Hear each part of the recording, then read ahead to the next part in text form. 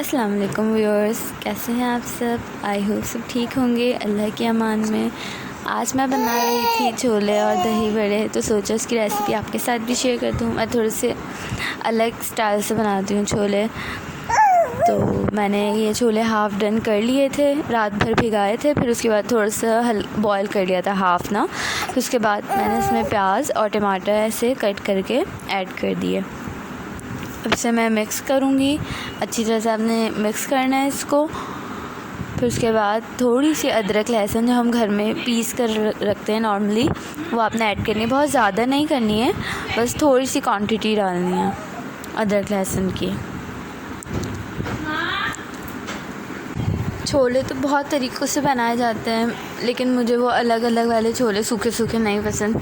मैं इस तरह से बनाती हूँ, तो आप लोग ज़रूर ट्राई कीजिएगा, आप लोगों को पसंद आएंगे। फिर मैं इसमें ऐड करूँगी कुटी लाल मिर्च, ज़ीरा, सफ़ेद ज़ीरा और नमक हस्ब ज़ायक़ा। मिर्ची आप अपने हिसाब से डालिएगा, जिस तरह से आप यूज़ करती हैं, कम या ज़्यादा। फिर ये डाल के मैं मिक्स करूँगी और फिर हमें इसे ढक के बॉयल होने देना है, क्योंकि हमने हाफ़ बॉयल किया था ना, तो इसलिए अब हम इसे पकने देंगे तो ये बाकी पूरा बॉयल हो जाए, ताकि अच्छी तरह से छोले गल जाएं हमारे। छोले शाम को चाय के साथ या फिर गेस्ट वगैरह आएँ तो अच्छे लगते हैं, बहुत सर्व करके खाने में मज़ा आता है छोले। फिर मैं इसमें ऑयल ऐड करूँगी। अब थोड़ा सा ऑयल ऐड करना है, जितना भी, बाद में जब हम इसे भूनेंगे तो ऑयल ऊपर आ जाएगा। अच्छी तरह से ऑयल को मिक्स करके अब इसे ढक्कन ढक के हम गलने के लिए छोड़ देंगे। फिर थोड़ी देर बाद मैं देखूँगी तो फिर आपको दिखाती हूँ।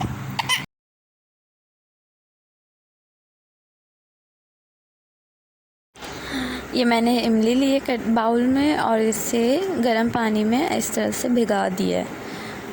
अब ये देख लें मेरे छोले, प्याज और टमाटर आपको कहीं नज़र आ रहे हैं? नहीं ना, क्योंकि ये पूरा अच्छी तरह से मिक्स हो गया और गल गया है। तो आप इस बात की टेंशन नहीं लीजिएगा कि प्याज टमाटर नज़र आएगा, इस तरह नहीं होगा। और फिर मैं इसमें ये जो इमली का पल्प है मैंने भिगाई थी, इस तरह से करके इसमें इमली ऐड कर दूँगी।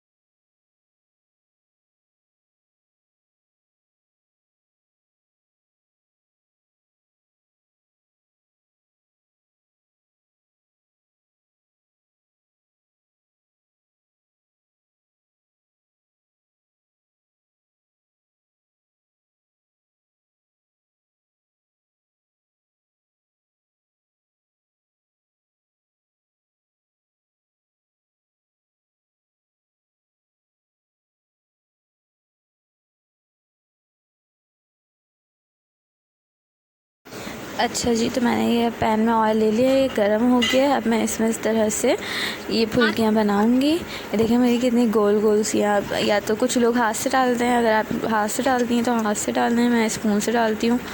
ये देखें फूल रहा है कितना अच्छा से। इसको इस तरह से हमें पलटना है। अच्छा, हमने फ्लो जो है चूल्हे का वो मीडियम रखना है, बहुत ज़्यादा हाई नहीं रखना, वरना ये जल जाएंगे और अंदर से कच्चे रहेंगे। देखिए मेरे कितने प्यारे से फूल गए हैं और ये गोल्डन गोल्डन कलर हो गया इनका। अब मैं चेक कर रही हूँ कि ये गल गए हैं या नहीं। ये बिल्कुल अंदर से गल चुके हैं, दबाने से मुझे पता चल रहा है, और इनका कलर भी कितना प्यारा प्यारा हो रहा है। अब मैं इन्हें निकाल लूँगी। साइड पे मैंने एक बाउल वगैरह या पैन, किसी भी चीज़ में आप पानी जो नॉर्मल होता है, जलाना बिल्कुल भी नहीं है। आपने इसको इस तरह से चेक भी कर सकते हैं कि गले या नहीं गले। जब आपको लगे कि हाँ गल गए हैं, तो फिर आपने इसको ऐसे स्ट्रेनर से स्ट्रेन कर लेना है इसका ऑयल, और फिर उसे अच्छी तरह से छान कर एक्सेस ऑयल को मतलब रिमूव करके आपने इसे पानी में, जो आपने बाउल वगैरह में पानी लिया था, उसमें इसे डाल देना है। अभी ये फ्राई हो रहे हैं, मैं इसे चेक कर लूँ कि ये हो गले या फिर नहीं अंदर से, वरना गुठलियाँ सी बन जाती हैं हार्ड हार्ड सी। तो ये हो चुके हैं, अब मैं इसे निकाल लूँगी। देखिए आप कितने प्यारे ये गोल्डन गोल्डन से हुए, बिल्कुल भी नहीं जलाया मैंने।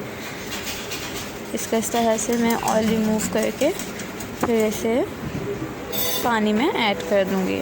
ये रहा मेरे पैन में पानी। अब मैं इसमें इस तरह से पानी में इसे भिगा दूँगी।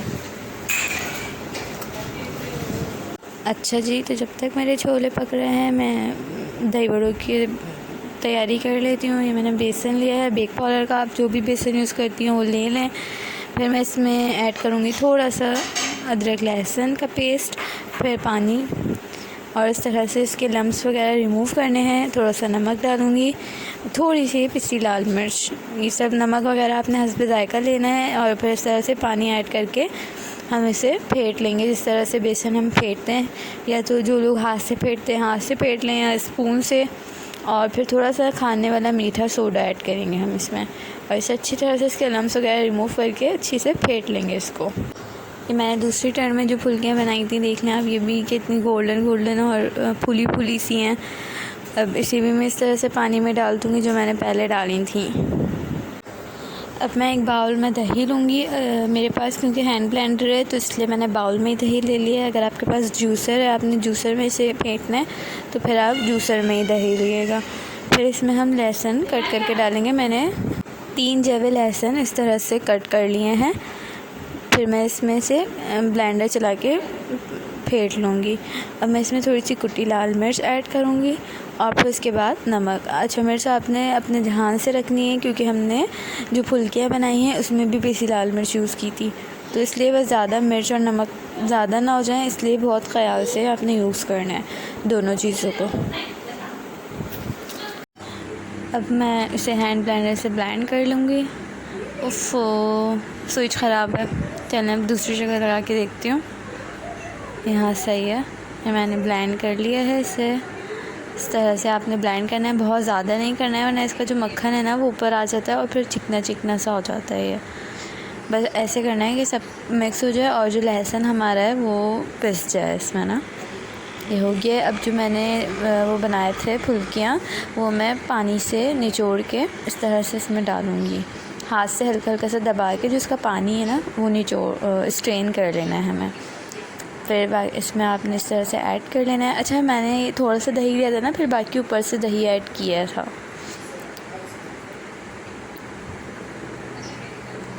मैं इसे इस तरह से कर लूँगी। बहुत ज़्यादा तेज़ ना करिएगा वरना ये सब ना मिक्स हो जाएगा। गरम में थोड़ा सा ऑयल लेना है और ज़ीरा और लाल साबित मिर्च को इस तरह से, जैसे हम दाल को भगाड़ते हैं उस तरह से आप भगाड़ दें। बिलीव मी, इससे बहुत टेस्ट इन्हेंस हो जाता है, बहुत ही मज़े का टेस्ट आता है इस तरह से। और ये देखिए मेरे छोले भी रेडी हो गए थे जो मैंने भून लिए थे। और मेरे हस्बैंड समोसे भी ले आए थे और मैं बहुत जल्दी थी, उन्होंने खा लिया अपना हिस्सा, ये सिर्फ मेरे बच्चे थे। और ये दही बड़े। वीडियो पसंद आए तो इसे लाइक और चैनल को सब्सक्राइब करना मत